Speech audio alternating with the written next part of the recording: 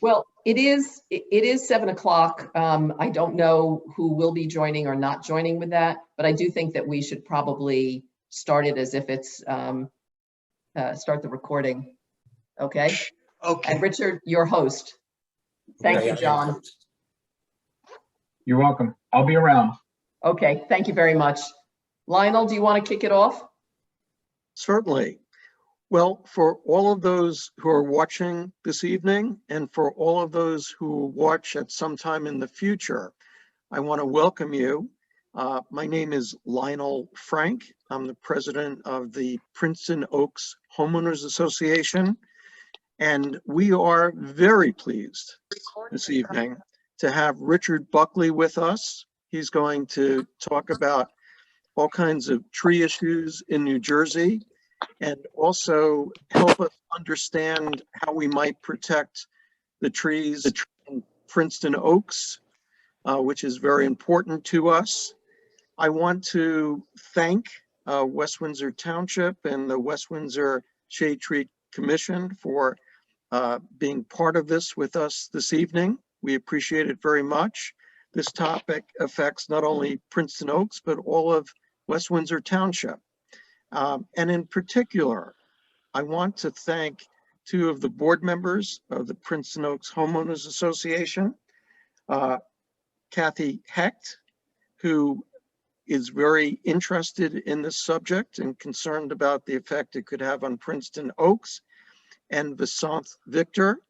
Both of those people are members of the board of the Princeton Oaks Homeowners Association.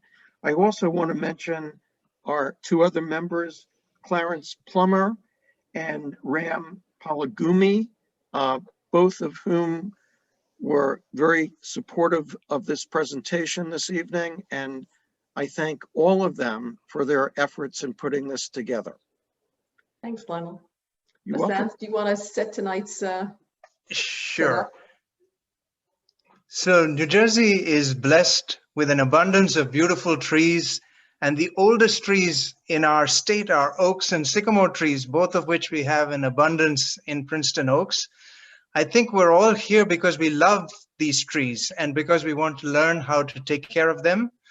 So before Kathy introduces Richard, I'd like to just give you a few bits of information. One is that this presentation is being recorded. So you'll be able to watch it again, or if anybody that you know is interested, you can let them know where it will be. We'll let you know, and they can watch so we can all get the benefit of Richard's expertise. Also, if you have any questions, I suggest that you ask them in the chat. Richard will be trying to monitor the chat. There will also be perhaps a little time at the end for questions. So without more ado, over to Kathy. Thank you. And it's my pleasure to introduce Richard Buckley. Richard is the director of the Rutgers Plant Diagnostic Laboratory. I'll let him describe I thought he had a great description of how he, what he actually does. He received his BS in entomology and plant pathology from the University of Delaware and an MS in turf grass pathology from Rutgers University. He is an instructor in the Professional Golf Turf Management School, which I didn't even know existed, actually, and in the Department of Pathology and Plant Science at Rutgers University. He teaches courses in diseases and insect pests of turf grass and ornamental plants. He's also a frequent lecturer and invited speaker on disease and insect pest problems in turf and ornamentals, plant problem solving and diagnostics, pesticides and pesticide use, and integrated pest management techniques. And most of all, he's a very entertaining speaker. So we thank Richard very much for spending the time with us tonight. And as I said, he will live on for many years after tonight. But thank you, Richard, and I hand it over to you. All right. Thank you very much. You're living on in infamy. Me and my Grateful Dead posters in the background. So what I'm going to do is just jump right in and share my screen, and we'll get this show on the road. Okay, so, I should have been at the very beginning, and I'm not. Of course, so my first mistake is living in infamy. So here we go. All right. Tree diseases in the urban landscape, and then how to maintain healthy trees in your landscape. So the first thing you have to know about me is I'm like the dead plant guy. I'm the death and destruction person. So I'm going to show you a lot of dead and dying or diseased plant material in the next 80, 90 minutes or so. And when we talk about death and destruction or dead trees, we also have to talk about what to do about it. And so within the context of describing these problems, I'll start to give you hints about how to keep your trees healthy and sort of guide you toward the things that you can do overall to maintain your trees. Fortunately,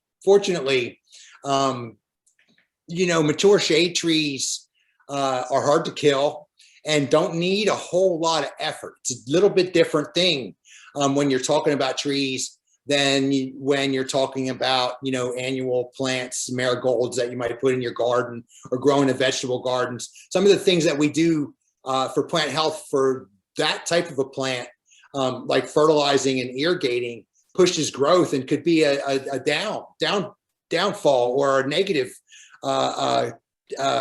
thing for your shade tree. So again, there's a lot going on here. Just to kind of give you a little bit more information about me. I am a diagnostician and I run a program at Rutgers called the Plant Diagnostic Laboratory.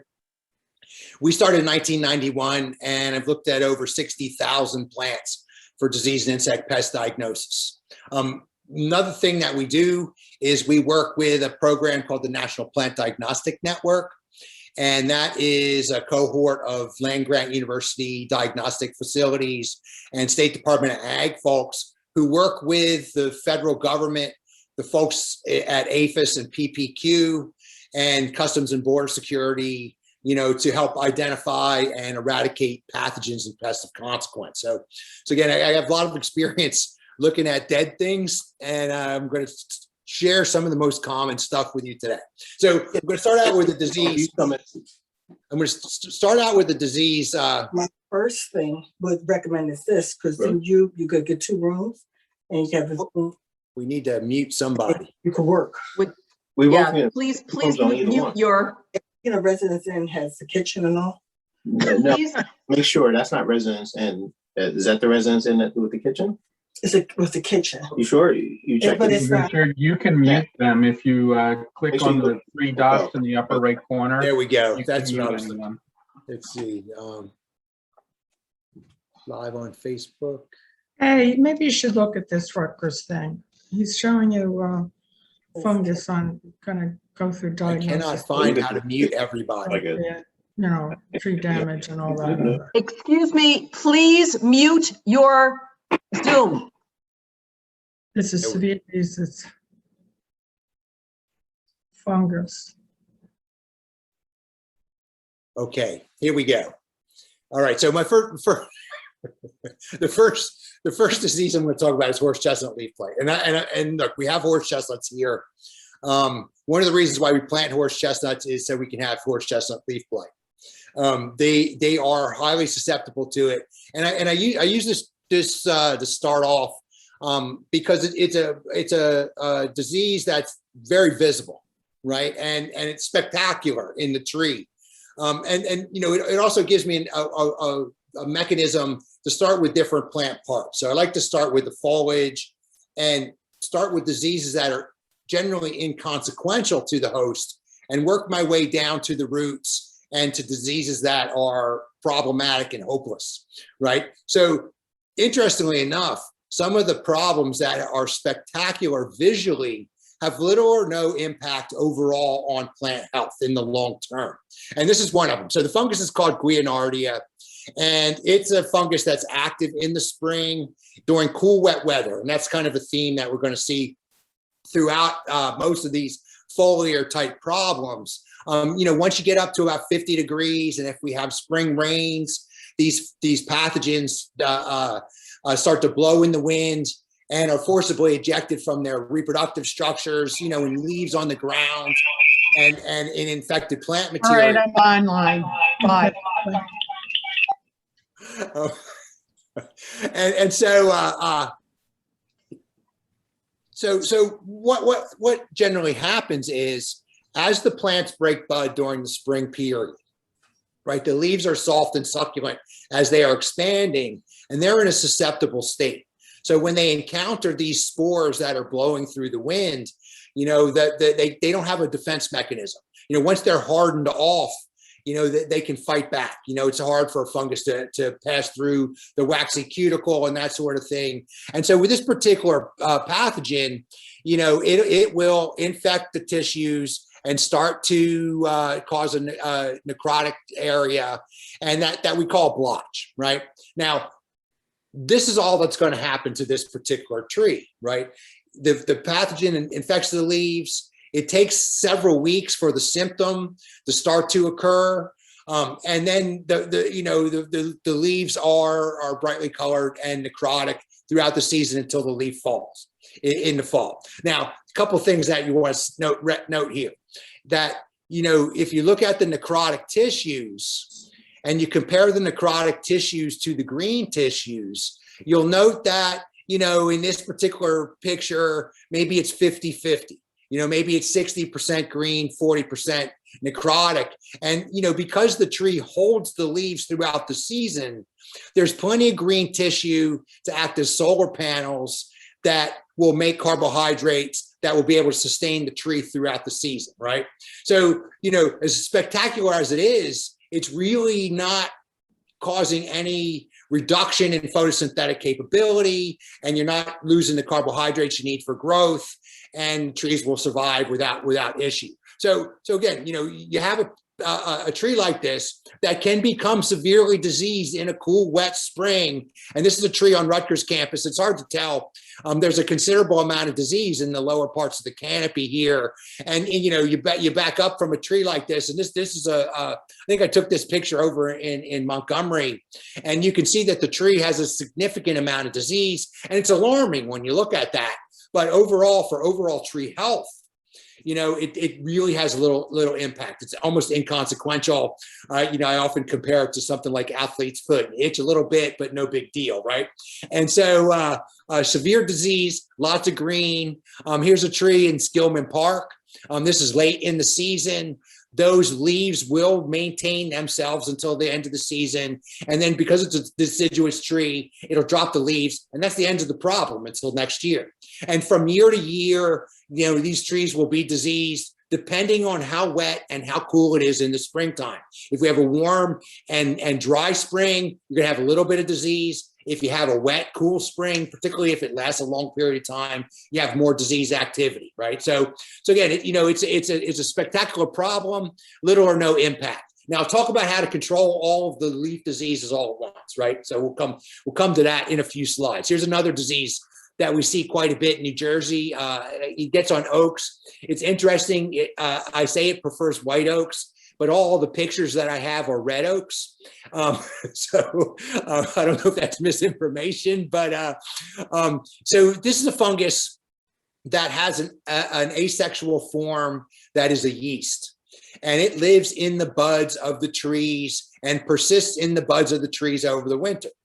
And when the leaves start to expand, these yeasts start to divide and reproduce, and they make plant growth regulators. They make auxin mimics, and auxins are plant hormones that relate to cell division and growth, and the cells start to divide at different rates. And when they divide at different rates, you get this blister-like or puckering of the leaf tissue. And that's all it is. It's not a fluid-filled a blister. It's just an abnormal growth. And so what's interesting about this is the fungus will then make reproductive structures. And this fungus is called an ascomycete. And it performs its spores in sacs called asci. So on the undersides of the leaves, in those deformed areas, the fungus lines up all these sacs of spores. And, you know, theoretically, these would cause subsequent infections. But they don't we can't infect anything with these things. So we don't really understand how or why the fungus is doing it. It survives in the asexual form or the yeast in the bud. So you know, these leaves that are infected, the abnormal areas will ultimately start to brown. And again, though, you'll see that for most of the season, even with the abnormal growth, the tissue is green. And the foliage, you know, will maintain its ability to produce carbohydrates. And so it turns into an aesthetic issue that somebody like me thinks it's really cool. You know, you might look at your tree and think that there's a huge problem, but you know, it's something that's worse in wet springs and really is inconsequential overall. And so another Tephrina. Here's another. This is an interesting one. I have a tree, a sugar maple, down the parking lot from my house that's covered with this year, and the sugar maples right next to it don't have it at all. And so the question we ask ourselves is, well, why does one tree have it and the other ones don't? And it, you know, it may relate to the time the leaves broke bud. It may relate to the overall vigor of the host. But this particular fungus, you know, causes these black lesions that are related to the veins, and you know, it'll cause a little bit of defoliation. And this is what the tree. This is the tree that I was talking about. It's not from this year, but can you see there's a significant amount of black discoloration in the foliage, and there are some leaves on the ground. But overall, the tree's healthy. This tree, I've lived in my neighborhood 13 years, and I think I've seen 3 years where it was this bad. You know, there's always a little bit of disease, but I'm not sure what happened this year, but the timing was right for the fungus and the succulent tissues, and we have a lot of disease. So again, you know, just another example of an inconsequential leaf lesion that really is spectacular visually when you look at the tree, but doesn't hurt the tree really in the long term. We have a disease called tar spot, rhytisma. There's a couple of species of these. One's an invasive that gets on Norway. One is a native Americanum that gets on the red maples primarily, and that's what you're seeing here. And this fungus, again, the themes are the same, right? Active in the spring, you know, wet weather, cool temperatures from 45 to 65 favor the pathogen. Soft and succulent tissues are susceptible to attack, and the fungus will result in these black, crusty fungal growths on the leaf surface. They never get any bigger. Once the leaves have expanded and hardened off, you know, it takes 4 to 6 weeks in the spring, and the foliage is out and hardened. The spots don't grow any bigger. We don't get more of them. It doesn't defoliate the tree. And again, this theme of inconsequence, you know, spectacular visually, inconsequential to health. Here's the Acerinum on the Norway maples. You know, and this one, you know, because it's an invasive, what's interesting about new pathogens in the country, the plants haven't co-evolved with them, so that they have more extreme reaction. When the organism is confronted with something that it's never seen before, it may overreact from an immune response, and with this one will knock more leaves off. So the tree will drop leaves trying to defend itself from the pathogen, right? So again, you know, this one's a little bit more severe because it's an invasive or, you know, an introduced species, but it still doesn't do enough damage to have a negative impact on the host. And you can see, you know, this is a tree up in Ithaca. One of my colleagues, Dr. George Hudler, you know, had these pictures. They're not very good photographs, but you can see there's a pretty significant amount of disease here and a lot of leaves on the ground. But again, overall, when something like this happens, it's a unique circumstance, and it's not gonna be a death wish for the plant. A couple more of these, and then we'll talk about control. Phylosticta is a disease on maples. There are Phylostictas on virtually everything, on holly and rhododendrons and ivy, and it's really common group of fungi. We see it mostly on maples. This year, I haven't seen it yet, but that's because it's a little bit warmer weather pathogen, at the 60-degree range rather than the 40-degree range. And what's interesting about maples is they're indeterminate. And that means they continue to grow from a growing point. A plant that's determinate, all the leaves are the same age. But with a maple, every time it rains, it'll flush out a little bit more growth. And eventually the new growth and the temperature for the fungus will line up, and you'll get a bunch of small spots all over. And you really, that's all it does. It makes a whole bunch of spots. And it's really cool. I mean, here it is on a red maple. Japanese cut leaf maples are very fickle trees. They're problematic in a lot of ways. Phyllosticta gets on them, but it's the least of their problems. Here's another example from a couple of years ago in my neighborhood. And again, these spots, mostly have purple borders. And if you look closely at them, you can see the fungal fruiting bodies. They're called pycnidia. They're asexually produced, and they grow in concentric circles around the inside of the purple border of the spot. Now, what you're looking at here, from a health standpoint, is what we call a hypersensitive response.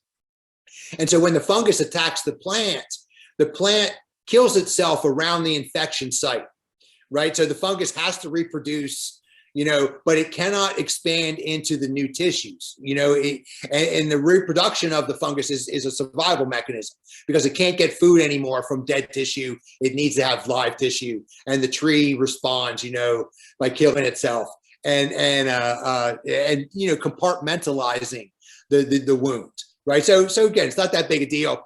These are kind of cool. I mean, I like showing the fungi when I have good pictures of them. Just so you get an idea of what you're looking at. I mean, these are flash-shaped structures that when they get wet, they swell up and they open up at the top, and the spores come oozing out. And the spores are just nondescript, clear, and they'll blow in the wind for quite some distance. So it's not something that and I'm going to talk about sanitation in a couple of slides. It's not something that sanitation is going to work that well for, and we'll kind of elaborate there. Mycosphaerella. This is a really interesting one. This tree is for sure in West Windsor. It's on the road. I don't know the name of the road. Going up past Cranberry Golf Course and up toward McCafferty's and 571. And there's a line of plane trees. And this is a fungus that attacks the plants late in the leaf expansion period. And it's so late in the expansion period that it doesn't have the ability to grow into the tissues and cause a symptom, cause the spot. But the fungus sits there in the infected leaf until we get into the fall, and the trees start to senesce a little bit, to prepare for defoliation, in the fall. And then suddenly, one day in the middle of September, there's spots all over them that represent all the infection sites that happened in the spring, right? And so one of my big games is I just ride by the trees looking at them every day in September, waiting for the magical moment when all the spots show up. And so again, the spots are late in the season, and when the leaves fall off, that's the end of the problem, right? So that's a magical thing about deciduous shade trees. They get another chance to make new leaves. And so here again, it's just the number of spots, and spectacular abnormality, little impact on the host, right? Cristulariella. I like this one because we could talk a little bit about symptom, right? Notice that when fungi attack plants, they usually attack and the spots are round, right? Because fungi, when they grow in concentric circles. Right, so you're going to see spots. In this particular case, you almost see concentric circles here as the fungus was expanding the wounds. Fungi cause dry rots, and so you notice that the tissues are dry and papery, right? If it's a bacterial disease that's in the foliage, it's going to be wet and water soaked. Fungal diseases almost always have a discolored border too, kind of a really distinct yellow or brown or purple border. right? So there, you look at this and you go, well, what is the cause of this problem? And, if it's dry and if it's round, that has a nice border, you're safe to say it's a fungus that did it, right? And fungi cause most of the plant problems. Here's another example. This is a tree in a nursery outside of Allentown. And again, you get a good look at the concentric circles and the nice even borders and that sort of thing. Crystal Ariella is another warmer weather pathogen. We usually see it by midsummer. Tobackia in oaks, we find this fungus on virtually every oak. It's pretty remarkable how much of this we see. We see some insect feeding on these particular leaves. It's hard to say what that is, an oak worm or something like that, a caterpillar. But again, Tobackia, same story. Septoria on birch. Here's a lot of little small spots. And here's another Septoria on dogwoods. So again, there's a whole host of these fungi that cause these similar types of leaf diseases that are spectacular without a whole lot of damage, right? So the question, I think, is, what are we going to do and how should we respond to some of this stuff?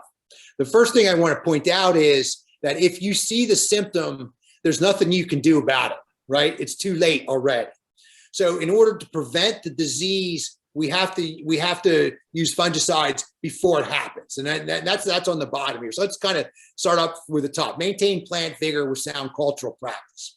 So what does that actually mean? One of the things that we talk about, I think, is choosing trees that are suited for the intended use and for the site, right? We see a lot of parking lot trees, and we see trees jammed in places that they shouldn't be. Root space requirements are important. The size of the canopy is important. You need to have enough space for a 60-foot canopy. I live in Whispering Woods. You guys can drive into my neighborhood. I've walked around with the arborist here.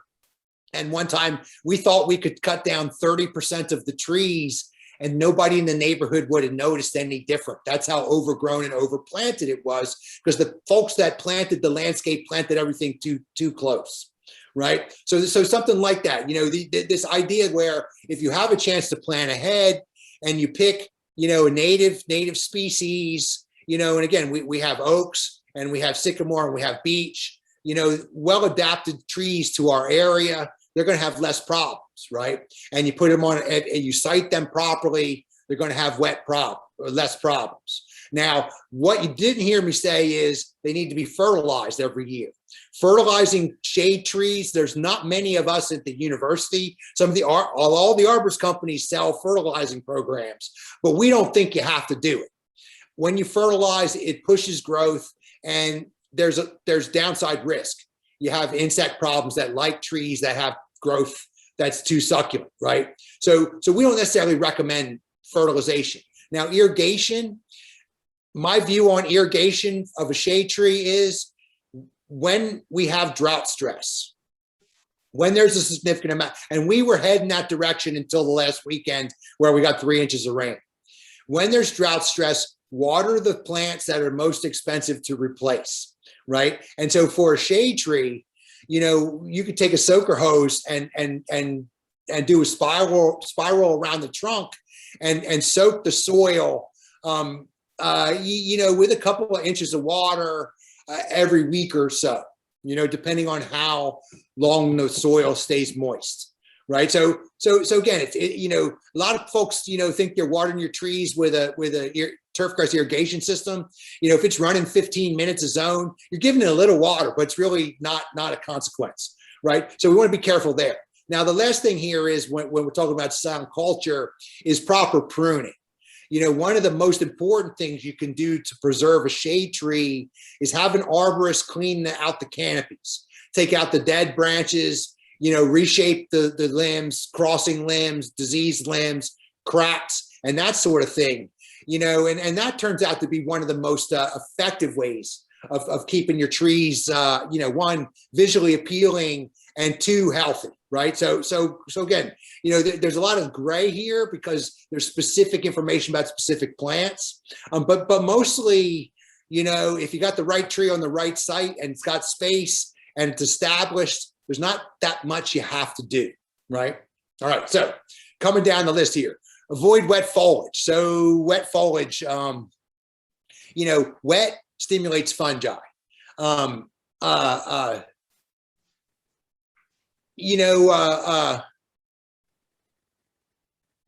So spring rains are going to drive the pathogens, right? We also see closely spaced trees where not a lot of light penetration and air movement. One of the reasons we thin canopies is to get air movement, light penetration into the canopy, and that dries it out. We also see irrigation systems blasting up into the foliage and blasting into planting beds. And whenever it's wet, and the longer it's wet, the more likely you're going to have pathogens. Now, the question is, is there a time when we should call an arborist for help with fungi? Usually what happens is you're coming after the fact because there's spots and you're going, oh my God, my tree's going to die. It's covered in spots, and that's when the diagnostics is done. That's when we know what pathogen it is. And then we can prevent them in the next season, right? So one of the ways of preventing, right, is to remove all the affected plant material. When the leaves drop, you rake all the leaves, and that will reduce the inoculum source on the site, right? So you'll have less fungi for subsequent disease, right? We also have trees that are bred for resistance, right? And that is something that's few and far between. But if you're buying something like a crabapple, there are better varieties there. So if it's available to you, then use resistant varieties, right? And that helps us a lot. And then lastly, fungicide treatments. You've got to treat the trees at bud break. And then you have to repeat the treatment depending on the chemical that you use during wet weather until the leaves harden off. So usually that means 10-day intervals, 3 or 4 sprays, right? And that means, going up with a boom, and it's in another slide. First of all, this is what we want to avoid from irrigation standpoint and wet. This is Grant Park in Chicago. And I was walking through the park and I thought, oh, this is perfect. It's the middle of the day and look what they're doing. Everything's wet. And so one tried to avoid that. And so when we talk about fungicides, right, there's a number of products here, and I'm pretty sure that nobody knows, what the heck this means. Needless to say, these are the products that are labeled for shade trees and ornamentals. And these are the things that professional arborists are going to have in their arsenal as tools, right? And so what we're going to want to do is spray the tree canopy at bud break and repeat the treatments 3 or 4 times. So that, what these guys are going to have to do is take a high pressure hose and squirt pesticide all over everything, right? And you see my comment on the pictures here. You do that in a neighborhood in New Jersey, someone's going to call the cops. It's not something that is practiced very well or practiced very often in our area. Particularly for pathogens that have little consequence for long-term tree health, right? So what I'm trying to tell you here is these leaf spots are extraordinarily visually have a huge visual impact, but don't hurt the tree. So maybe we don't need to do something that is troubling to the environment as spray with a high pressure hose, right? It has to be a really high value tree that's really important to do something like this, and there are trees on sites that need to be treated because they're old and it's a historical significance, or the person is rich or whatever, that sometimes need this. But for most of us, we can just carry on and rake the leaves and prune the trees and generally try to keep it dry, and the trees will survive all the stuff that we talked about. Now, Moving quickly to the next batch. Now, here's a few diseases that are a little bit more consequential to the host, right? And so one of the reasons we talk about these is because they persist through warmer temperatures, and the fungus can reinfect the tree throughout the season, and it drops the leaves off.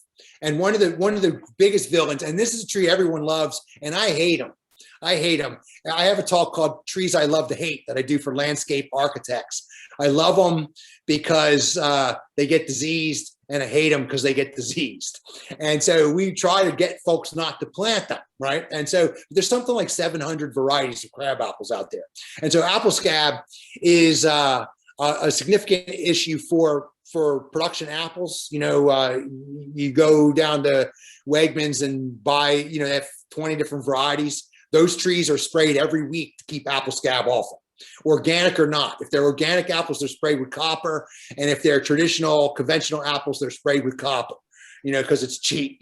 And so every Monday for a disease like this. So what you see is, again, story's the same. Spring, leaf expansion are the initial inoculants, right? And so you get these lesions here. And so what will happen ultimately is the leaves that are infected will start to senesce prematurely, right? So the leaves will start to yellow and they'll drop off, right? And trees will respond to that by putting out new foliage, right? And so, the trees are dropping leaves that are infected, and then they're putting out new leaves to replace the ones that dropped. And the leaves that are hanging on the tree have these scabby lesions, and these scabby lesions are filled with stalks that have spores. So every time a raindrop hits this, it spews spores out onto the refoliated tree, right? Onto the new growth. And it perpetuates the cycle. Those leaves senesce and drop off, the tree tries to make more. The problem is, little by little, the fungus starts to win, right? And the tree canopies start getting thinner and thinner.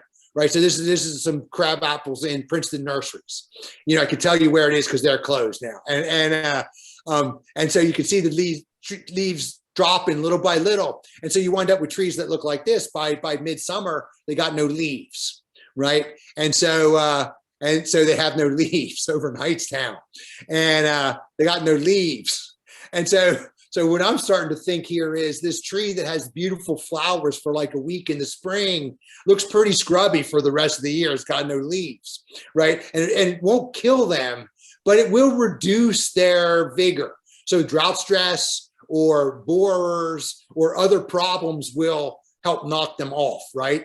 And, it's got no leaves over that those trees are in Skillman. And so, again, you see, here you go. This is Mercer County Park.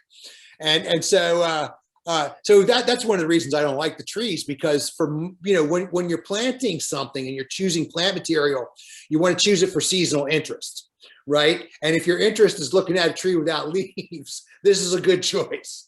But if you want to have a good shape in the winter, if you want to have a nice bark or a decent fall color, or some of these crab apples, folks buy them because of the apples, right? But the apples get diseased too. And the apples will fall on the ground, and the fungus will reproduce sexually over the winter and make these structures called parathecia. And they have sacs of spores that are forcibly ejected in the spring right back up into the foliage, right? And so it's an interesting thing because, they look terrible for most of the year, and then the fruit falls on the ground. And, we're going to talk about sanitation here. That means picking up all the crab apples, and when I was a kid, that was one of the punishments that I got from my dad. If I told my dad I was bored, he'd hand me a bucket and say, go pick up crab apples, And so, I always threatened my daughter I was going to plant one and make her do that, but I never did. Now, there are some resistant varieties. So here's another theme here. If you're going to buy a tree like this, and if you have a tree that has a fruit name connected to it, it's probably going to have more problems than other trees, right? So if you're going to buy one of these, what you need to do is get a resistant variety. Now, resistance isn't absolute. It just gives the tree an advantage, right? And so what you need to do here is go to the nursery in the middle of the summer to look for your crabapple and see what varieties have leaves on them still, and buy one of them, right? Because if you buy a crabapple, say, in the spring when it has flowers, you don't know what's going to happen in August. And if you buy a crabapple from a catalog, they might tell you it's resistant, but it might not be that good, right? So I like to, one, I don't like them, so I'm not going to plant one. But two, if you're going to, you want to make sure they have leaves in August. I'm a big fan of dogwoods and redbuds and other spring flowering trees rather than a crabapple, right? And so what do we got? The magic of PowerPoint. You've seen the slide before. So we're going to maintain plant vigor with sound horticultural practice, right? Pruning and siting, proper planting techniques. You want to plant them high. You want to take all the burlap and the cages off them. Water them during drought. And really, that's about what we want to do. We want to keep the foliage dry, right? We can change the way we irrigate a little bit. We want to rake the leaves. We want to pick up the crab apples. We want to buy, resistant varieties are going to cost more, but the improved varieties are worth the cost because it solves the problem long term, right? If you want to keep foliage on an old variety, you're going to have to spray it. And you're going to spray at bud break, and you're going to spray every 7 to 10 days throughout the entire season, right? My neighborhood is loaded with crab apples and pears. And it's cost prohibitive to keep the disease out. So we have apple trees with no leaves, and so again, if you want a crab, then you're looking at, a pretty costly fungicide treatment. And really a homeowner can't do something like this. You need to hire a professional to do it. And that's difficult. Here's another one, cherry leaf spot, so I'm going to pick on fruit trees here for a little bit. And so blue Mary yellow japai. And then I've seen some of this already from peaches, it's the stone fruits, get this. And so make small little spots. And this is like apple scab, but on cherry. So the leaves start to senesce and drop, and the tree tries to refoliate, and the fungus stays active throughout the season. So this one's right outside my house. And you can see that the foliage is turning yellow and it's dropping. And if you turn the foliage over and we look on the bottoms of the leaves, you can see the fungal fruiting bodies forming, right? And I got a close up here. And just to give you an idea, and so you see this ooze of conidia, that's the asexual spores. And so anytime, raindrop hits that, it's going to spread the spores, and they're going to splash, and they're going to move in the wind. And, to put one of these under a microscope, and that's all we did. I took a razor blade and cut this out and put it under a microscope slide. And this is 200 magnification. Recognize that there's millions and millions of spores. So the inoculant potential is huge. It's huge. And so little by little, the trees will defoliate over time. And, you can see this tree isn't dead, but it has suffered. It has suffered. And really all we do in my neighborhood, the turf grass gets irrigated, and this tree has been pruned a couple of times since I've been there.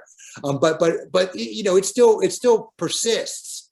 It's just a little bit weaker because it has to expel carbohydrate, to keep the foliage on throughout the season, right? So again, it's just another example of kind of the same theme. So we're talking about vigor here, right? We're talking about dry foliage. We're talking about proper pruning technique. We're talking about raking leaves. And if you want to keep this disease free, you're gonna be spraying fungicides throughout the entire season. And then you're looking at 10, 12, 14 treatments sometimes to maintain a tree. You have to spray them at bud break, right? And if you think about some of the arborist companies, Save a Tree and Woodwinds and David Wells and all the folks in this area, Chiron, those guys have multiple properties with multiple different plants that are breaking bud all at different times that need treatments throughout the season. It's almost, contrary to their business model to be able to do this effectively, right? So I often note where I see guys spraying trees and I think to myself, they're late. They missed it, right? But they missed it because they had to treat 600 properties, right? And so you know, again, this idea of using a fungicide, you know, it's very effective on certain trees, but it's not something practical for everyone, you know, for all of the trees in our landscape. All right, now let me turn my attention to spruce. I'm watching my clock on I have a stove right over there. And so, all right, so spruce, conifers in general. If you hear me talking about conifers, I always say I hate conifers. Everybody gets mad. I don't like arborvitaes. I don't like Leyland cypress. They have a lot of problems. I don't like Doug fir. You can't grow Doug fir here because of needle casts. Spruce, we use a lot of them here. I'm not real keen on continuing to use them. One of the things that I think with spruce is that it's not cold enough in the winter. And so they suffer from deacclimation. It takes some time for them to become cold temperature tolerant in the fall. And you know what happens here in New Jersey, it's 28 degrees in January, and then next week it's 60 degrees, and they deacclimate. And then they need 4 or 5 weeks to reacclimate, but the temperature drops to 28 degrees and it stresses them, right? And so you see a lot of damage in spruce. In my laboratory database, spruce is the 4th most common plant that comes in.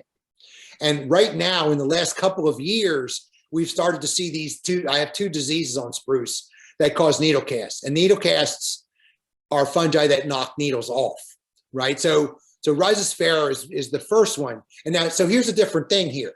You know, you can defoliate a deciduous tree and it'll make new leaves, right? And at the end of the season, when the leaves fall, you get another chance. You get a second chance next year. On a conifer, you know, if it drops the needles, that's it. It doesn't make new ones, you know, and you'll get some new growth next season, but you're not going to replace a needle on a bare branch. So when the needles come off, the trees are aesthetically unappealing at a rapid pace, right? And so, you know, we're going to see some impact, and needle casts will kill trees, right? So that's one of the other issues here. You know, something that's inconsequential or that we can sort of live with, like crabapple scab, is a death warrant for a spruce. So Rhizosphaera is active in the spring. So all these fungi like cool temperatures.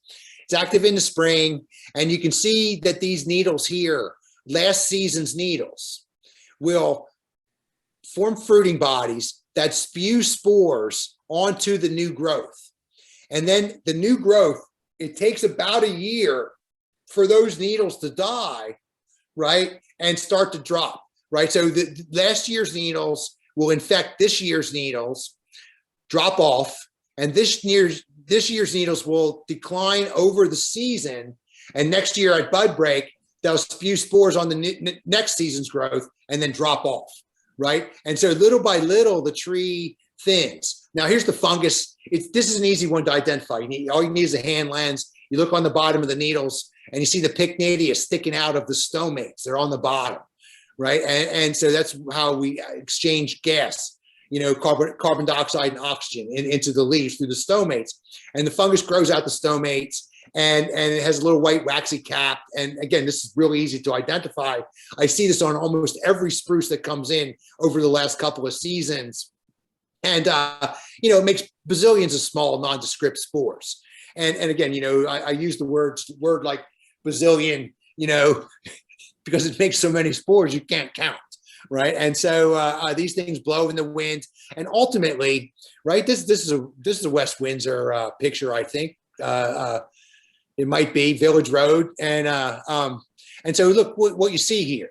You see trees that are dropping needles and starting to fail, you know, over a period of a couple years. This one will take 2 or 3 years to kill a tree, right? Now, there's a couple of things that you note here. Rhizosphaera is more common in trees that have a little stress in them. So the winter injury stress is an issue. When you have a tree on a berm like this, right, that's a heat sink area, and it's a drought stress issue. And very often when the contractors built the berm, the root space, the root zone is compacted and not optimal for the trees. So they're going to start to stress, and then the needle cast comes in and starts to kill branches.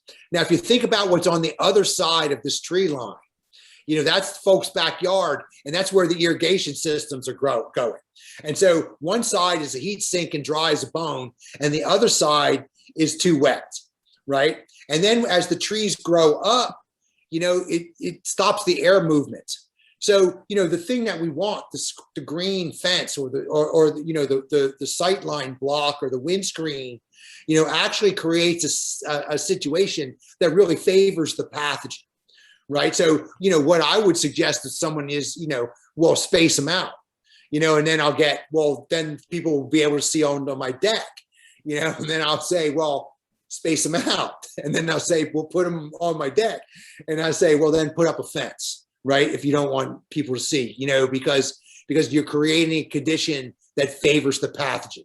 So part of disease management is to try to not create that condition, right? Not favor the pathogen. And again, this idea of dry foliage and proper spacing and stress reduction, these things are going to need a little bit of water in the summer. And they do better on wet sites than dry sites, but they still need to be watered a little bit, And so again, it's very often they're overwatered by a turf irrigation system. A lot of these folks that manage these properties overwater because it's better to overwater than have brown areas in the turf grass, right? So they overwater to keep the grass growing. And sometimes that's too much for the trees. And so again, it's kind of a, and you get, I don't think I want to go through this again just for time's sake, but it's the same idea here. Now, here's another one, stigmina. This one's been moving into the area with more frequency. We first started seeing it in samples from like Harrisburg, Pennsylvania, and now we're starting to see it quite a bit. And so whilst Rhizosphaera is more common in the Norway spruce, stigmina is more common in the Colorado blue spruce. Now, I've seen them on both, but you can see here, this is a good example of a Colorado blue spruce. And it's been infected for 3 years. So like, here's an internode and here's another internode. So that's 1 year growth, right? And then you have another internode here. And so you have 2 years growth, right? And then you got the new growth here. That's the 3rd year growth. So, these needles here are spewing spores on the new growth, while 2 years ago, they're dropping off, right? And again, this process, the fungus ultimately beats the tree, right? And so little by little, the needles turn and drop. It usually takes a season for them to drop. And the spores, again, grow out on stalks out of the stomates, out of the bottom of the leaves. And it looks a little bit fuzzy instead of, the little black dots that you might see with Rhizosphaera. A little bit of academics there. The other thing we often see is Rhizosphaera is on brown needles and stigmina is very often on green. So that's kind of a problem. And so here you go, a little bit closer and then a little bit closer. I showed this picture at a meeting, and my friend at UMass, Dr. Rob Wick, he's like, hey, I think I have a picture of that. And he sent me this, and he was right. Because, and these are the stalks coming out of the stomates, and these are the spores that are produced on those stalks, right? So we call these dematiaceous hyphomycetes, and that means it's a brown fungus that grows on a stalk. And so, so again, ultimately the old needles are cast, the trees die from the bottom up, and the tree line will fail over time. So again, this is a significant problem for spruce. And one of the reasons why choosing a tree like a spruce, it might not be the best decision because it has a disease that's going to cause a problem. You may have an individual tree that escapes, but you may not, right? And so what we want to try to do when we choose trees are choose things that don't get diseased, or particularly that don't have diseases that are troubling enough to kill them, right? So again, that's a kind of another theme here in the tree health. Proper planning is really important. And sometimes really it might be best to remove a tree, and then replace it with something better. Sometimes that's the most, the fallacy of sunk costs. You keep sinking money into a tree and it keeps getting worse. And sometimes the best and most effective or economically advantageous thing to do is cut bait and replace it. Commercial landscapes are designed to be replaced about every 10 years. So those of us that live in these HOA communities, mine was planted in 1984. They need to yank everything out and replant it, and so, but my neighbors don't want to hear stuff like that. All right.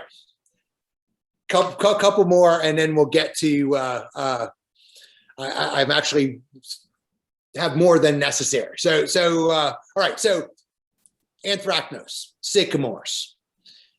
This is a disease, again, it's a leaf spot disease. It has an affinity for the veins. Note that the lesions are associated with the veins. It's one of the main problems of sycamore. Fortunately, sycamore grows so fast, they tolerate it pretty well. And so you look again, it's associated with the vein. And one of the reasons that this is a more of a tough customer is because it has an affinity for the petiole. And so it'll grow down the vein into the petiole and cause premature leaf drop. So the trees will put out a set of foliage, and then all the leaves will drop off. And then it's too warm for the fungus, and the tree will refoliate again. And that's a carbohydrate intensive process. So it's not uncommon to see a lot of leaf drop early with a sycamore or a plane tree. And then by midsummer, and I'll show you, here's some trees in Forestville Village. Look, June 2nd, 2017, and the foliage is in the canopy is scant. You can see that we've lost a lot of leaves already. Everything else is out and doing really well. And then from the same vantage point, in July 17th, the same trees, you can see the same trees here, and the trees sticking out here and here, they've produced their second set of foliage, right? So the tree had to make two sets of foliage. So again, a little bit carbohydrate intensive, not likely to kill the tree. Now, the other problem with an anthracnose disease is that the fungus will get the new green stems. So here's where we start moving down into the stem tissue. And so you'll get a little bit of dieback, and it's funny, when you look up into a sycamore, you see a bunch of branches that are angular, and that's because the tips were killed by the fungus, and it kills apical dominance, and you get a branch coming out the side, right? And so the other issue with this is the fungus will persist in the tree.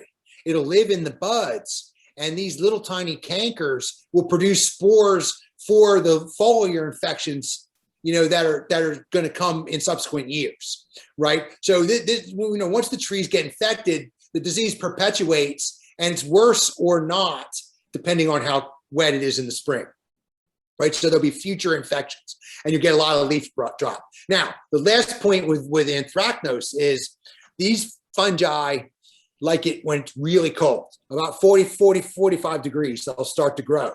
And in trees that have a history of disease, sometimes it kills all the buds before the leaves even break, right? So instead of like having it foliate and then drop the leaves and refoliate, it kills the buds, and then it makes a second set of buds and forms leaves later, right? And this is a good question about was this a wet one or not? It didn't seem like it was, but for anthracnose diseases, the timing was just right. It was cool enough and wet enough when the fungus was active to get these trees. And we're starting to see in my lab a whole bunch of anthracnose, right? So man, again, these trees, the buds were killed, and the leaves are, it's May, and there's no sign that they're even gonna even start to produce foliage. Look at all the other trees, right? By mid-July, it'll look like nothing ever happened. Right. So that's sycamore. Here's one in oak, just kind of make this quick. Oak is the same story. They all have unique fungi. We call them anthracnose because of the fruiting structures. It's a structure called an acervulus. So diseases that make an acervulus, these fungi that we call them all anthracnose. You know, there's anthracnose on beans and squash and turf grass but you know, oak, right? Different fungus. But when it's a good year for all the anthracnose fungi, it's a good year for all of them. Here's the one on maple, right? Fruiting bodies on the bottom, right? Here's another example on maple. Japanese cutleaf, these things get hammered by anthracnose. They are really susceptible to it. You see a lot of this. And then there was a good question about the wet spring, because I took this picture today. You know, I put it on my Twitter account to say, hey, we're getting anthracnose in the trees. And so we did have we had a good year for it, you know, and so again, I would expect to see this if you have, you know, oaks, maples, birch. We had beech anthracnose in the lab, sycamores, plane trees. You'll see anthracnose on hornbeam or on pears. I expect to see more of this going through the season. Again, you know, I'm gonna beat this up for time's sake. All right, rusts. Oh,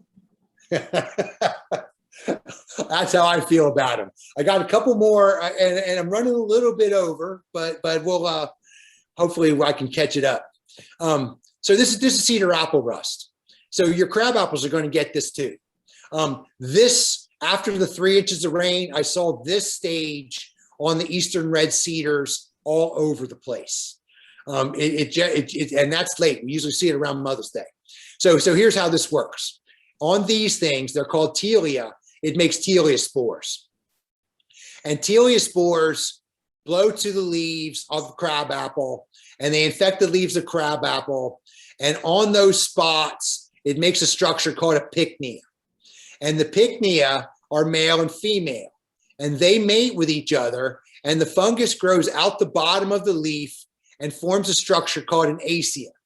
And in the ascia, it makes ascia spores. And so when you look at the leaves, when the ascia start to form, the lesions start turning yellow or orange, and out the bottom are these ascia cups. Some people send them to me, I think they're insects. And these things are filled with spores. And the spores drop out of these and fly to the eastern red cedar, right? That's breaking bud. You know, the conifers break bud a little bit later than the other trees.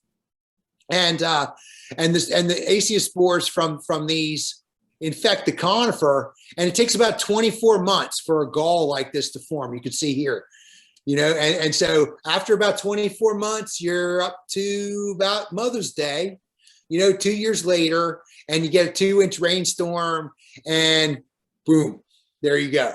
You know, the telea form. And so these things can be quite prolific. This is a tree in my neighborhood.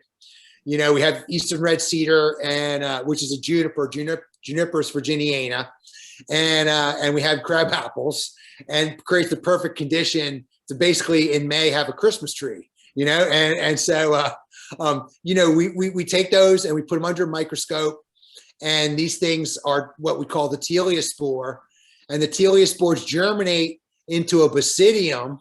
And a basidium makes a basidiospore, and the basidiospore flies to did you get that? You can draw a life cycle. It's pretty complicated. This is what happens in the gills of a mushroom. So these fungi are related to mushrooms, right? All right. So here's another one we see, and I'm going to show you this one because this is really common too.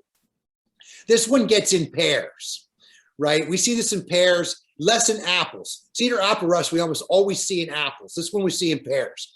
And this one forms the ascia on the fruit. So you have the pycnia on the foliage and the ascia on the fruit or the green stems. So here's a tree in my neighborhood. Got the pycnia here. The leaves are rolled. That's a mite problem. So, you know, you got the ascia forming, and you can see here on the fruit where you're starting to get spindles here. You know, as opposed to on the bottoms of the leaves, you know, where these pycnia are, you know, the leaves still start turning orange, but the ascia are on the fruit.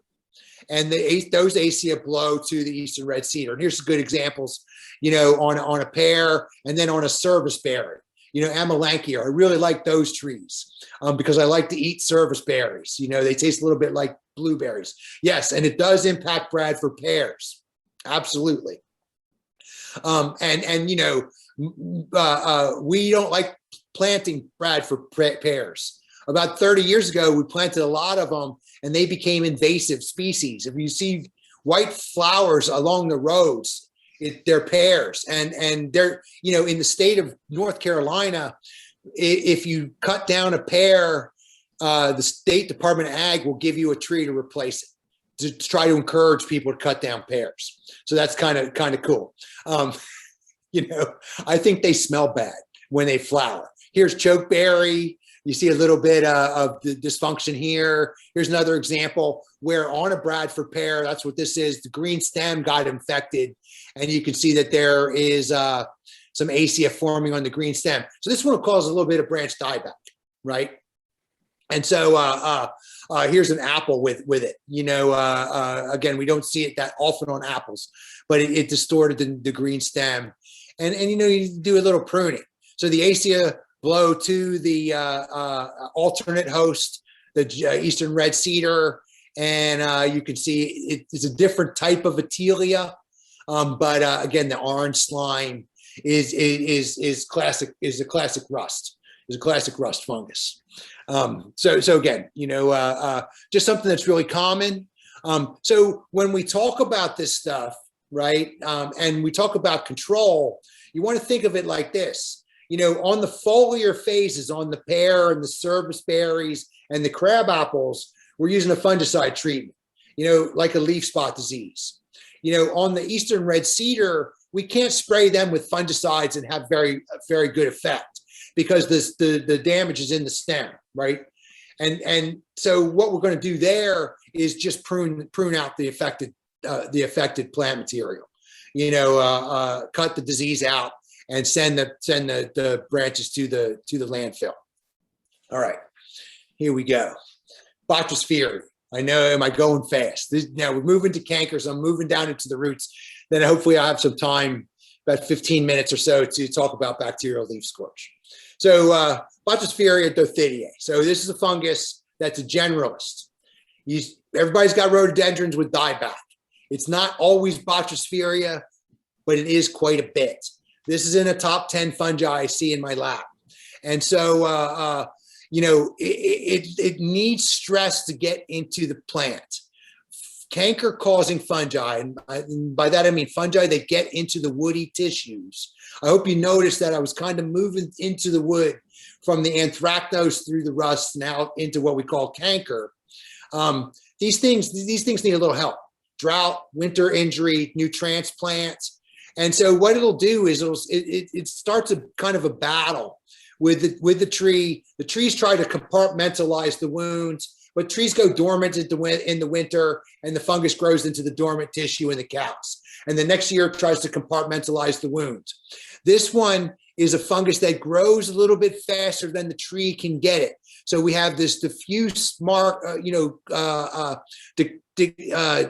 between healthy and unthrifty. You know, Botrosphaeria in the dead areas, sometimes the bark cracks off, and that helps us a little bit too. And so when you cut that bark away, what you're going to see is some discoloration in the cambium, right? If you have cracked bark and you cut the bark away and you don't see the discoloration, it's not a fungus, right? With the discoloration, start thinking about disease, right? And so, you know, this fungus, it'll get in lenticels and cause small cankers, and it grows pretty quickly. And, you know, you have some sap production, gummosis in a cherry, you know, in the apples. It'll cause a bunch of small cankers that will grow together and girdle the branch, and then you get branch dieback. So, you know, you step back to a tree like this and you can see the branch dieback here. You follow that branch down into the main stem and cut the bark away, and you can see where the lesion is in the main stem. Now, you can cut a branch off, but you can't do anything about the main stem. You got to prune it, you know, horizontally at the ground to get rid of this. So, you know, with a canker disease, you know, and here's just a picture of the fruiting bodies. It's kind of cool. You scrape them with a razor blade. They're white on the inside, and they make prolific number of spores, you know. But with a canker disease, what we're doing is pruning out the cankers. You know, if you keep the tree healthy, it'll compartmentalize it more readily. And then we come in there and we try to detect it early and we cut it out, right? And protecting from drought, protecting from winter. You get a lot of snow on the trees, you get micro cracks, and these canker fungi get in. And if you can manage that sort of stuff, you can sort of help with the pathogens. Now, pruning is important. One of the things when we prune, we want to make sure we get out all the discolored plant material, right? So we have to find the plant material, and we recommend 8 to 10 inches beyond the prune, beyond the canker, right? And so what you wind up doing very often, an amateur arborist pruning a tree, very often leaves stumps, and you can see these stumps, and that's no way to do it, right? And so what happens here when you prune improperly, it creates an area that doesn't heal well, that's susceptible to more canker-causing fungi, right? So what we want you to do is make proper pruning cuts, and that would be coming back to the next best cut. You may have to remove 8 to 10 feet to get that 8 to 10 inches of canker out. Now, the other thing that we recommend is when you're pruning for disease, you sterilize your tools and alcohol between cuts, so you don't cut and spread the disease. Now, I'm telling you guys this because this is the same thing I tell professional arborists. You need to sterilize your tools between cuts. All right.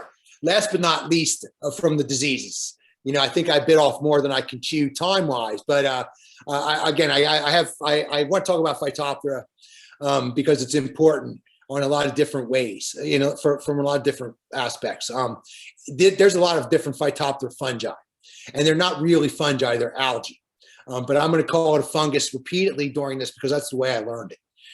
They've been moved out of the kingdom of fungi and put in the Straminov piles that are the brown algae. And so we have a couple of species here. Most of these are soil-borne pathogens, right, that live in the soil. They make a structure called a sporangia, and it makes a spore that swims, right? These sporangia sometimes will blow in the wind or splash off the soil. And so what you generally see with Phytophthora are plants that wilt first because the roots have been killed, right? And Phytophthora means plant destroyer in Latin, right? And Phytophthora infestans is what caused the Irish potato famine. Right, so it's an important group of pathogens here. We often see trees that are nutrient deficient, that are infected because the roots are killed. So they're wilting because they're not taking up water, and they're pale, or they're nutrient deficient because they're not taking up nutrition. And so it's all a function of root. By the time you see symptoms, usually it's too late. Now here's a new this one was mine when I lived down near in East Windsor, and we had a soaker hose on them, and it was a new transplant, and it was just wet. It's an algae; it likes it wet. We had to water the plants and get them established, and that favored the fungus, and it killed the plants that I put in. So that's a kind of a common theme. So generally, what will happen is you'll start to see it wilt. And in about 6 or 8 weeks, you'll see a dead plant.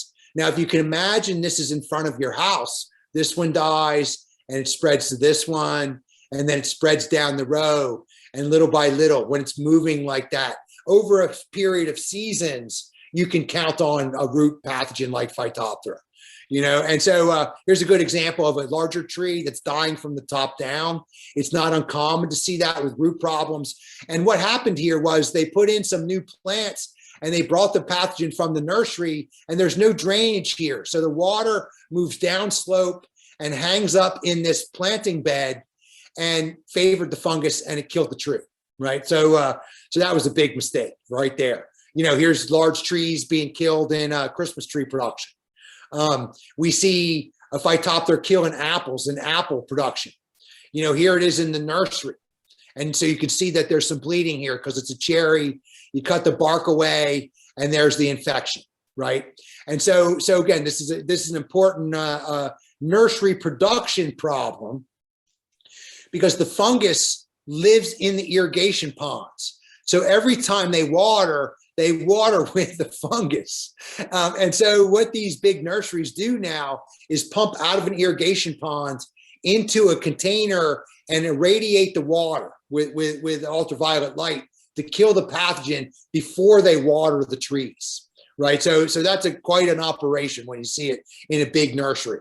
And so another thing that happens is if you go to a retail nursery, they have all the plants in pots on black plastic, and you get puddles here.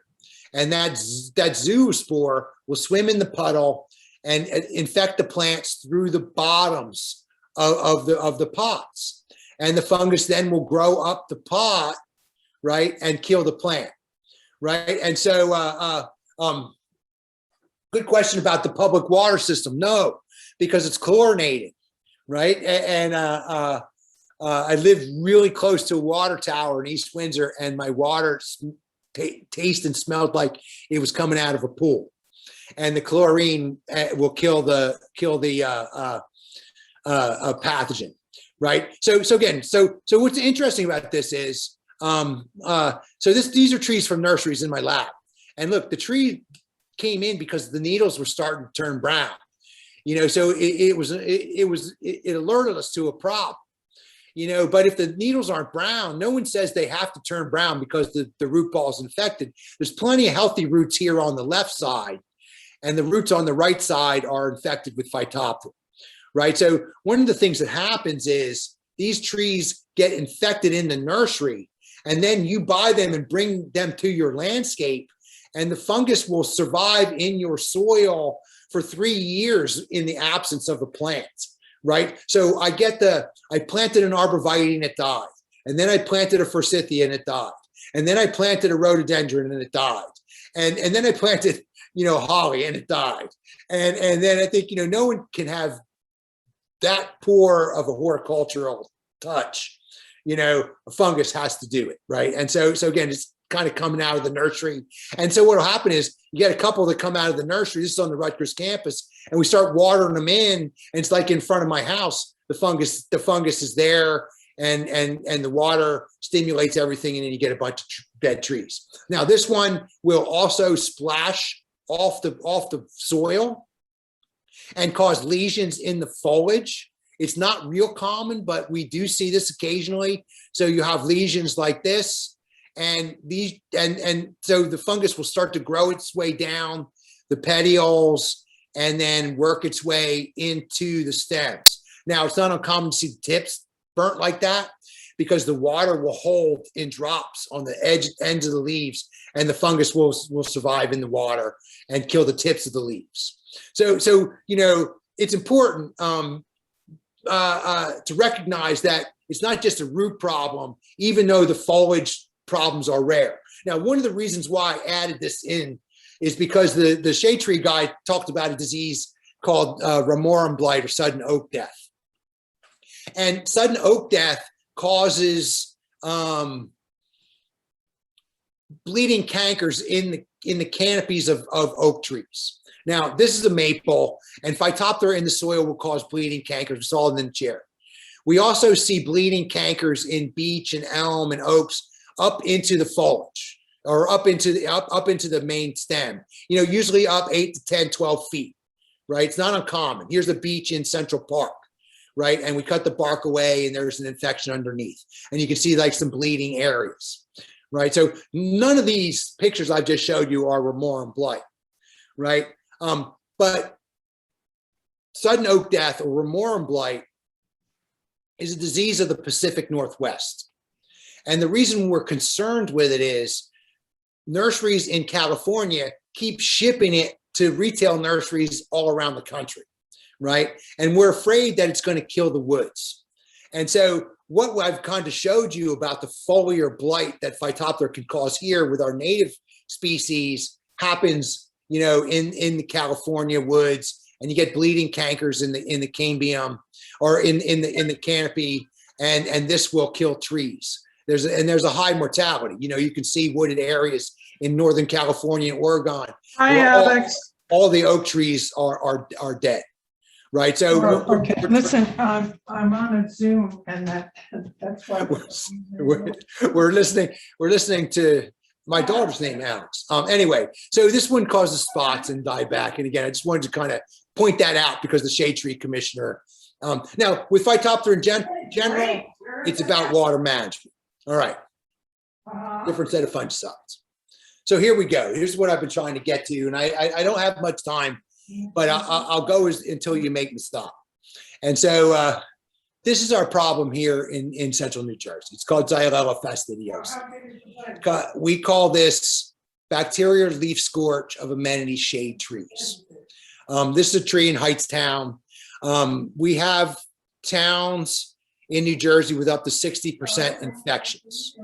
And so what you want to recognize about this bacterium is that there's multiple strains of this that cause significant problems in other plants. It's killing all the olive trees in Italy. It's a significant problem of coffee. Pierce's disease of grape. In California, grapevines are hammered by it. We don't have the grape strain here.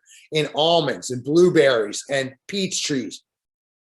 It's found in all kinds of other plants.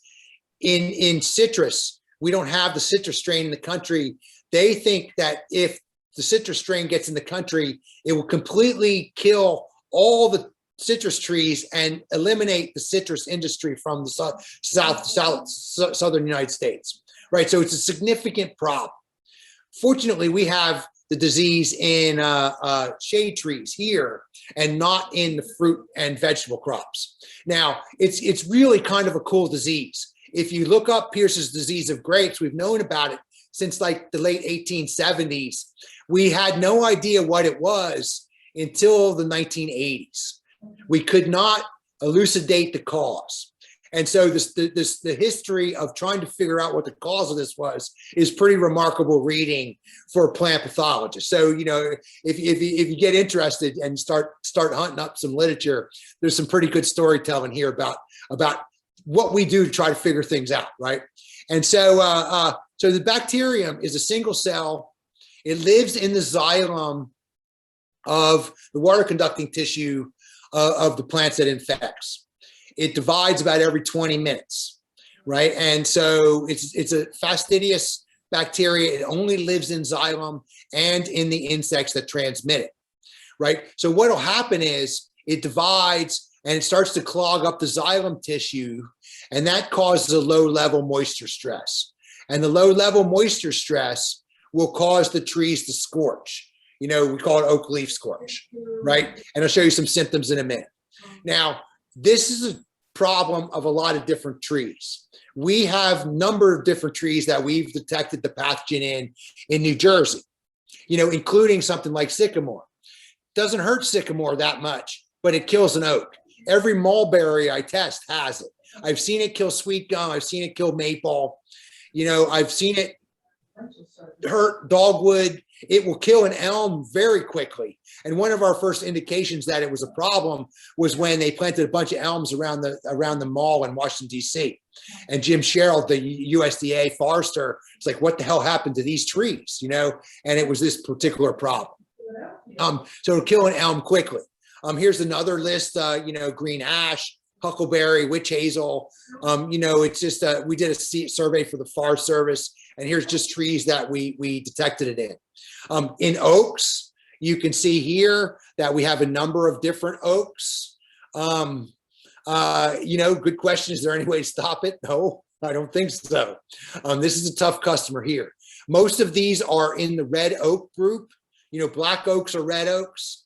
We didn't think it got into white oaks, but we do have white oaks that have it much less frequently than the red oaks. You know, most of what we see in New Jersey are red and pin oaks. You know, but again, there's a lot of other oaks that carry it. And then there's a bunch of stuff. You know, my assistant and I, Sabrina Turpak, we got clippers, and we went to Allentown, New Jersey. And we were running through people's yards with bags and clippers, clipping samples of every plant that we could see that was different. And the town policeman pulled me over with my bag and my clippers. And that was when I realized I should call the should have called the town and told them what we were doing before we were doing what we were doing. But we detect this stuff as an asymptomatic host in a whole bunch of different weeds. You know, all kinds of plants are carrying this, right? And that's one of the reasons why I don't think we can stop it, right? Now, I already mentioned the strains. We have the multiplex strain here. You know, we haven't seen it in peaches and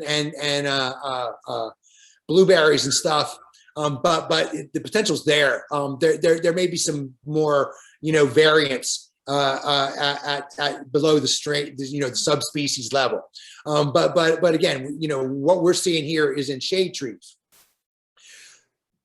The pathogen is spread with insects.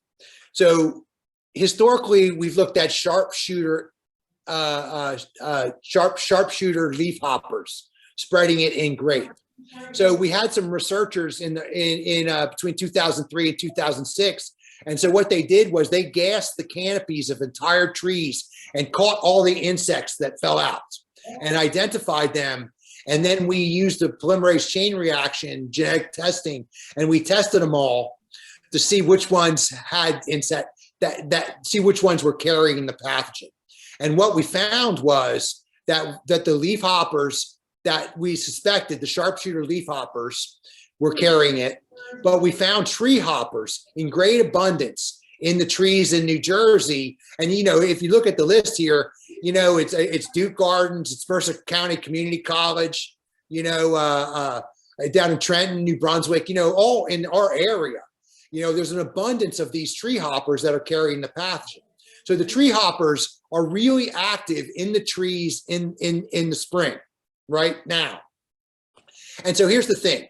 We have all these plants out there that are asymptomatic hosts.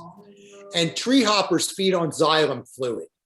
And xylem fluid isn't very high in amino acids, right? So if you're a xylem feeding insect, you have to feed on a wide variety of plants to get your full complement of amino acids. I'm a vegetarian since 1995. I got to eat a whole bunch of different kinds of plants because I got to get all my amino acids. I can't just eat a steak and get them all in one bite, right? Kind of same idea. So these insects, polyphagous insects in the weeds and in the asymptomatic plants, move into the trees in the spring and transmit the disease when they feed, right? And so we're not really sure how many have to feed. There's a lot we don't know about this, but that's what we assume. So once the xylem starts getting clogged up, then we start getting scorch, right? Drought-like leaf scorch relates to the damage, right? Sometimes we get a yellow border, you know, around the scorch. You know, not uncommon to see that. It doesn't always happen, right? Now, oak trees are determinate. And so that means all the leaves on the same branch are the same age. It's not like a maple or sycamore that makes new ones, right? So they're all going to scorch suddenly all at once, right? And that usually happens sometime around the first week of August, right? And so, you know, there's trees that I know that are infected, you know, in this area that I just watch them on my bike. I drive by and watch them. And then sometime in the first week of August, the scorch is there. You know, if we're having a really hot summer and it's dry, it's late July, you know, but generally it's like the middle of August. And so, you know, you're also going to recognize that it looks like drought stress. But if you look closely, look, this leaf doesn't have disease. This leaf is dead. This leaf is partially scorched. This one looks more like drought, but there's your yellow. So it's an irregular scorch on the leaves themselves that relates to xylem tissue that is clogged up down there, right? And so good question, how do we know? I'm coming to that. Here's another, this is a shingle oak, you know, just more leaf system, swamp black oak. That tree is planted in front of Goldman Sachs in New York City. Here's a willow oak that has it, you know, it's kind of nondescript here. Pin oaks are really hard to tell, right? Pin oaks are hard to tell. It doesn't match up symptom wise very well. You know, and so when you look in the canopy, the branch dieback or the scorching is random as well as it is on the leaves, right? So you have this early August, and these branches start to go, right? So here's a tree in Cranberry, and you can see it's been infected for several years, 6 or 7 years, and you got branches that are, you know, dying back in a random way in the canopy, right? Some of the leaves will fall. It doesn't necessarily cause premature leaf drop, but you get a little bit of it. You know, it's not going to drop them all. The canopy will thin a little bit. And then in subsequent years, the canopy is thin, right? So you'll see trees, you know, this one's by near Cranberry Golf Course. And, you know, it's September and the canopy is thin. There's a lot of disease in this tree. You know, it hasn't started to die back significantly yet. But so, you know, if I saw that, I'd say, oh, it's probably been diseased 4 or 5 years, you know, something like that. You know, here's trees over, these were infected 7 years when I took this picture, right, on Old Trenton Road. And, you know, this is in West Windsor somewhere, you know, and you can see the trees are thinning, smaller trees are thinning.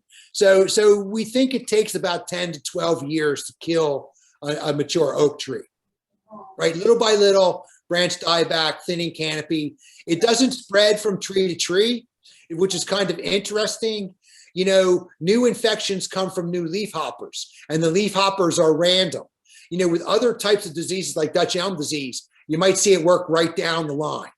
You know, but here it's just random occurrence in the canopy. And some of, you know, we GPS marked a whole bunch of trees, and we could find no spatial relationship between the trees, right? So it's completely random where the tree hoppers come flying in, right? And so that's kind of an interesting thing.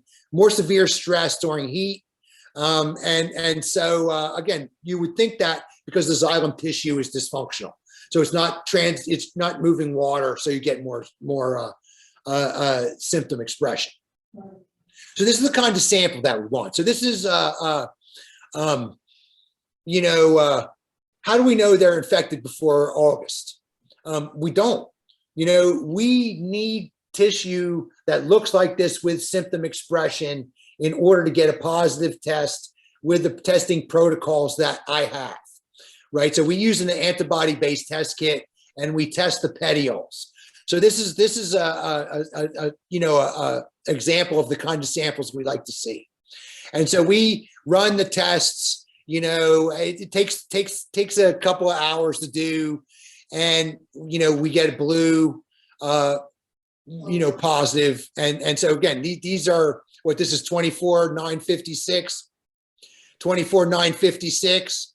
You know, it's a street tree in New York. It's scorched and it's negative. You know, 2955. It's a street tree, but look, you can see the symptoms are a little bit different. It's subtle, and it's a positive, right? And so these are tests that we're doing in August and September. So in other words, I am about to get a more sensitive testing protocol. It's called a LAMP assay, and it uses a genetic test. You know. Polymerase chain reactions amplification system.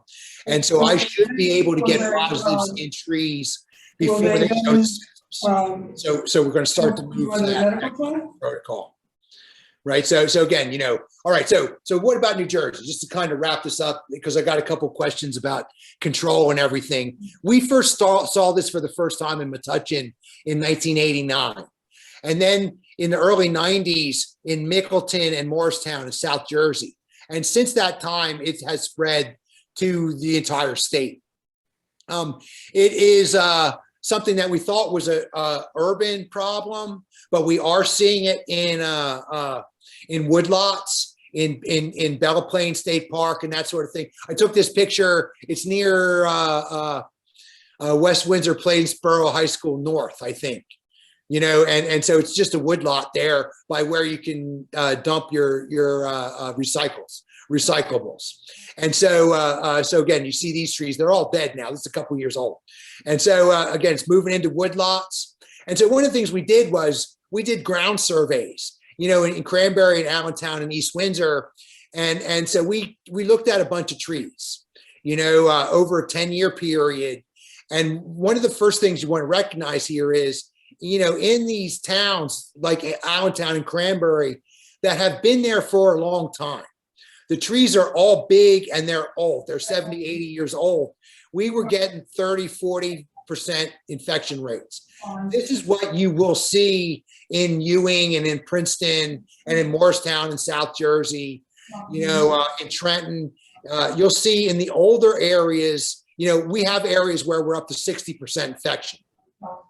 Now, East Windsor, incidentally, was planted in the 70s. Right, they built most of those houses in the 70s, and you think about West Windsor, building most of the suburban neighborhoods, I guess, in the 80s, and so we see less disease in those areas, but we still see it in the younger trees. I don't think it's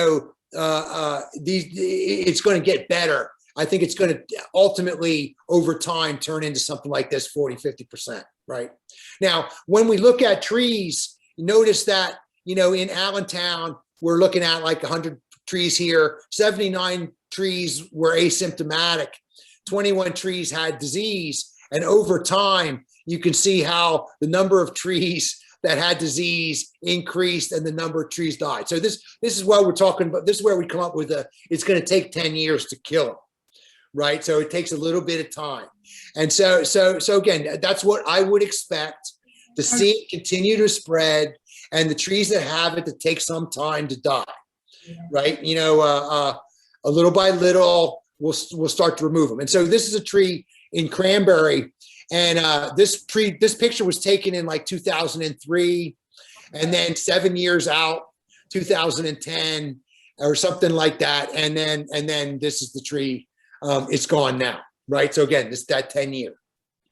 So what are we going to do about this? First thing is there's really no cure or no practical option, right, for this. So what we try to do is minimize moisture stress. So if you have a tree that has it, spending a little bit of extra time and energy watering them. Take a soaker hose and go around. The drip line is where the canopy extends to. Right. So outside of the drip line is where almost all the feeder roots are. So if you get some water to where the canopy edges are, and water it well, you can mitigate some of the symptom expression. Right. So we're trying to coexist. We want to prune. Right. The question about can we prune the branches in order to stop the spread? We cannot cure the tree by cutting out like if you got a canker, cut it out. Right. You got a rust, cut it out. But this pathogen stays in the tree. We don't know what happens to it in the winter. We think it goes down into the roots and then it moves back up into the canopy later in the season, but that's an ongoing research project. But we prune to maintain structure and to help the tree, because if you got dead branches, you got secondary organisms coming in. You got canker fungi, you got borers that might do more damage than necessary, right? So we want to kind of clean up the canopies. Now, we want to try to diversify away from oaks, and that's a hard thing to say here. I'm not saying don't plant them, but if you have an opportunity to replace these trees with something that doesn't get it, right? And, Princeton uses black gum as our street trees, but there's a number of trees here. Zelkova is an excellent choice.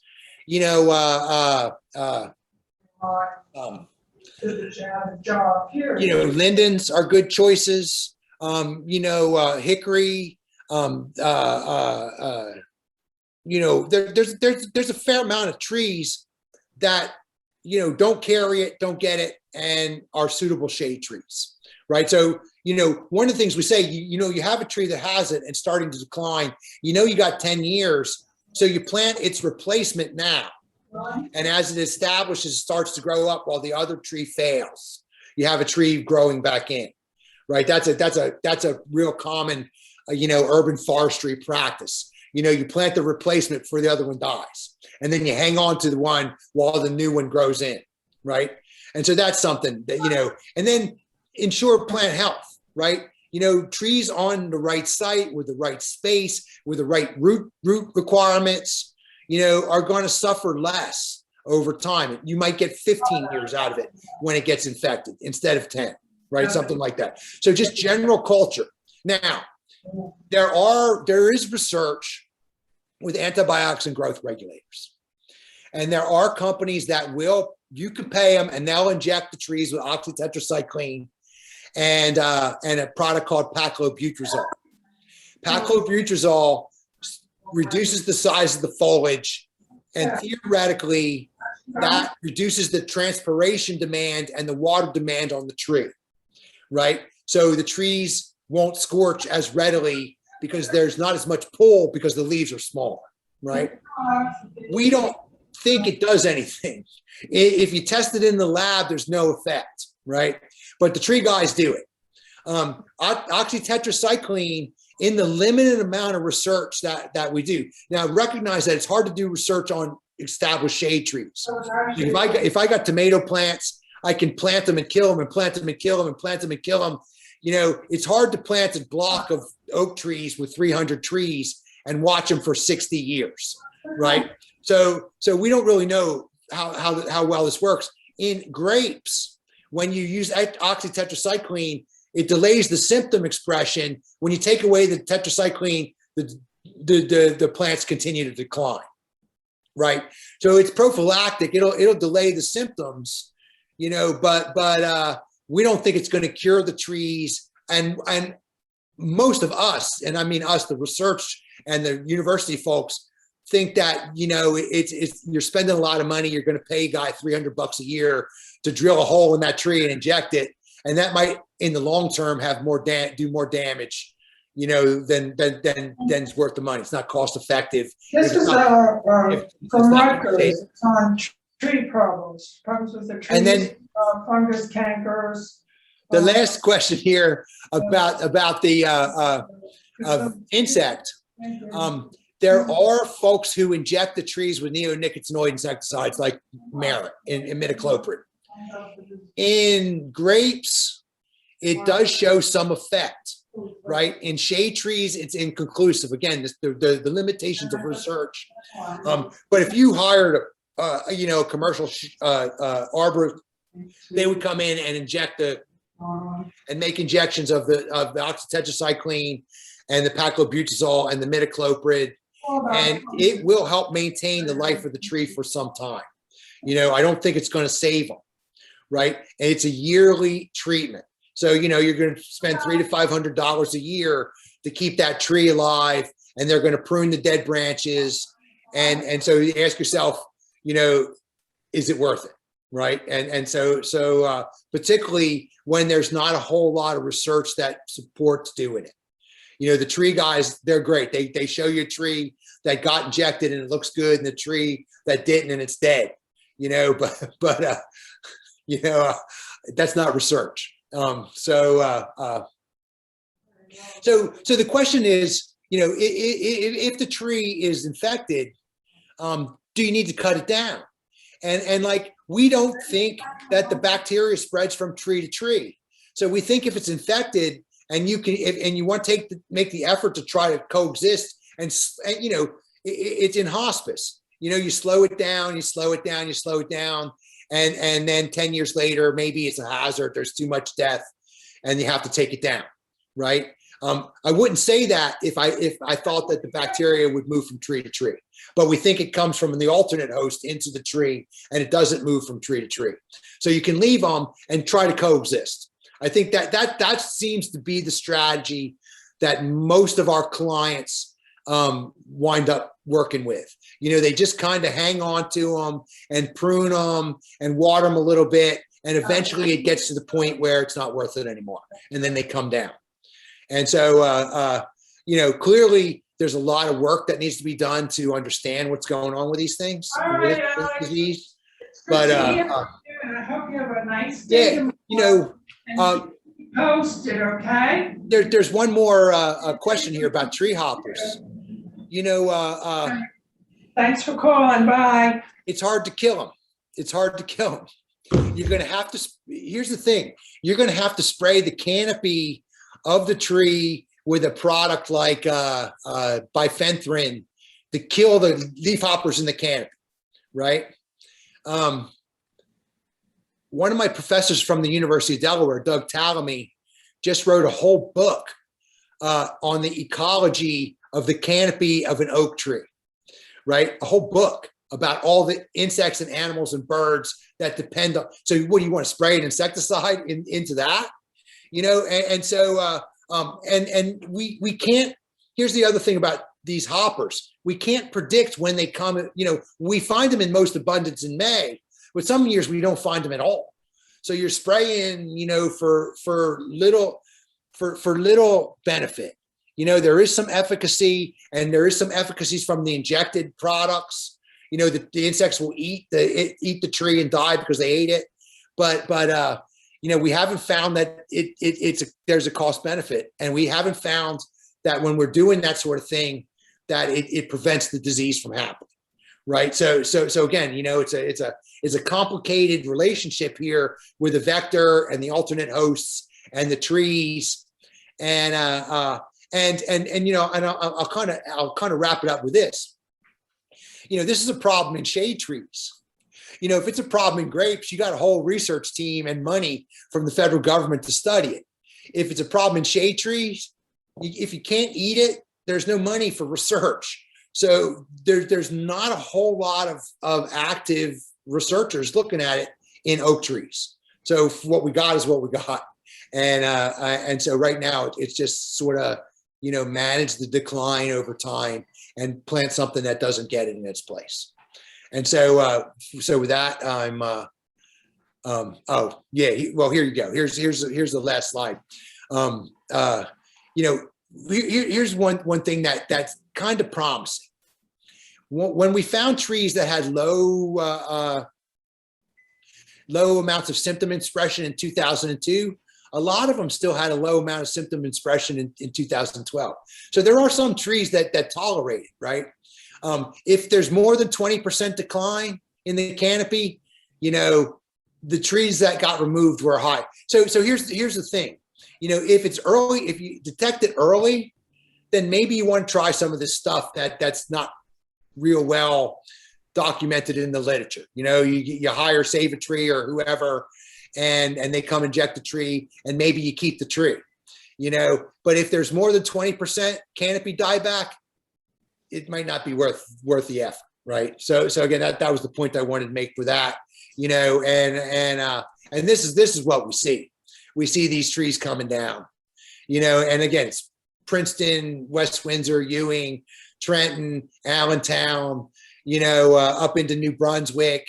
We see them up through into Metuchen and Edison. You know, it's a pretty common problem now that you know, we really don't know what to do about. And so with that,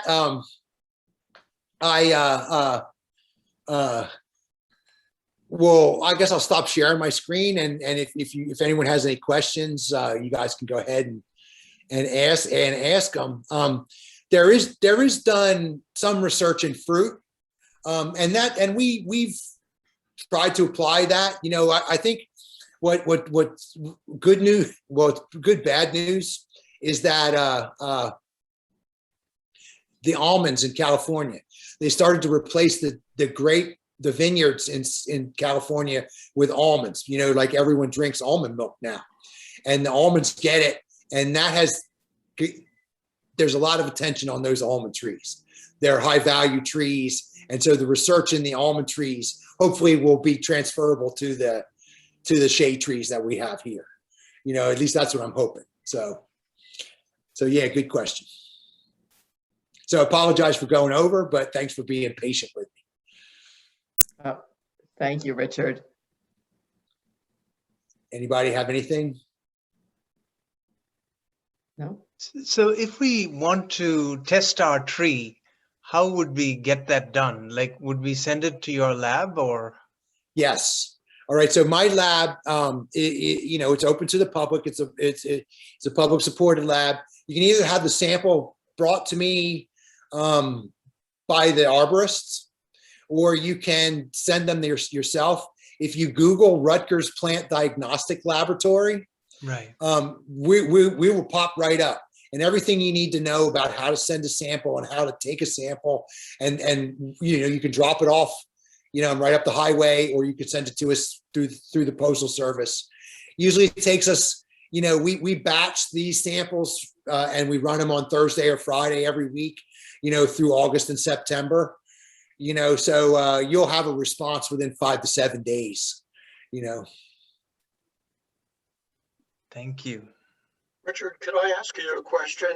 Sure. The board of Princeton Oaks has a budget, and we have to use that budget in ways that supports all of the various needs of our community. In planning budgets, what do we do with this oak scorch? How do we determine how much we have to reserve to address this issue of oak scorch? And, we have, and you've been to the community, I believe, hundreds and hundreds of oak trees. And I'm not sure we have the capacity from a budget standpoint to address all of those oak trees and maybe their eventual demise. So what do you recommend that we consider in trying to reasonably address this issue for our community? That's an excellent question. And while you're asking me the question, I'm thinking, well, you need to budget money for regular pruning, right? So so that's one thing. I also would think that some sort of visual survey to get an idea about of the number of trees that might have the disease in the neighborhood already, and then understanding that you're looking at a 10-year period where they're going to decline over time. So if you have 100 trees and they're going to cost $1,200 a piece to cut down, maybe you just start and cut down a couple a year as you go, or you start with the ones that are most severely impacted and move from there. But I think it's going to be an ongoing budget item, a line item. In my neighborhood in Whispering Woods, we have a lot of ash trees that the emerald ash borer have killed. And I tried to get them to reserve. I'm like, look, we had an arborist mark with a pink tape all the ash trees. And I'm like, look, all the ash trees that we have here, it's going to cost us $800 a tree to cut these down, and they're all going to die. So can you sort of get an idea of the number of trees that you're going to have to manage, the general cost that it's going to, and sort of divide that up over time in an affordable way. I think that's, all the tree or all the HOA, the companies that manage, like, we'll do a third of the neighborhood, a third of the neighborhood, a third of the neighborhood kind of thing, and I think with this, it's, we're going to have to cut down a couple of trees every year, going forward, and something like that would be, I think, determine the cost over time. Is that vague? Is that vague enough?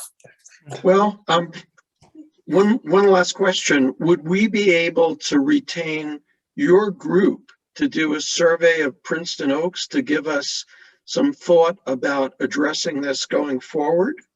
We do work like that. We go to sites. I've been hired by LMS or down the whoever you guys are using over there before. Mostly we go into neighborhoods to talk about the grass. Everyone complains about the grass, but yeah, we do that sort of thing. We go in and we survey and make recommendations based on what we see. That's something that we can do, and certainly some of the better tree folks do that sort of thing as well. So. Well, thank you for that. Anybody else? Did I miss anything? No, but Richard, thank you so much that was a lot of information tonight, and I'm glad it was recorded so that we can go back and be able to take a look at it as well. Oh, good. Yes. Yeah. I apologize. I knew I was going to be long, and I kept talking and it went longer than I thought. We really appreciate it. And I suspect when other people in West Windsor find out that this has been recorded, a lot of people are going to view it. Yeah. Good. That's great. That's great. And, you know, if there's any questions, even then, you know, I'm an email away. So it's, we're here to help. Yeah, I didn't notice, Richard, did you have your email on the first slide? It is on the first slide. Okay. Well, yeah, our website address is on the first slide. My Twitter account is there too. So, and I don't tweet politics. I tweet dead plants. You know. Well, we're very grateful, and to the township again, and to the Shade Tree Commission also for helping us with this and the applicability here. Thanks everybody for being part of this. All right. Good night. Good Good night, night. everybody. Thank you. Good night. Good night, everyone. Bye-bye.